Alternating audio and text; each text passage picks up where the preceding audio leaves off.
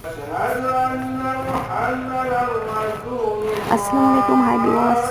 আশা করি সবাই ভালো আছেন। সবাই ভালো থাকেন এই শুভকামনায় আমি আজকে নিয়ে এসেছি বাঙালি আদা দুধ চা।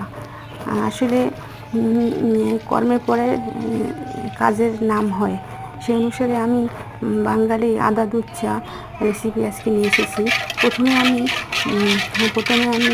অল্প একটু পানি দিয়ে, বেশি করে লিটার দিয়ে, 1 কাপ চায়ের জন্য 2 কাপ লিটার দিয়ে, অল্প একটু পানি দিয়ে আমি অনেকক্ষণ ধরে জাল করেছি।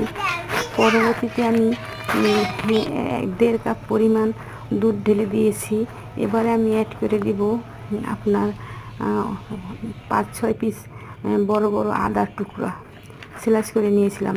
এবার আমি একটু জাল করে তুলে নিলাম। আমার চা রেডি হয়ে গেল, আমার বাঙালি আদা দুধ চা।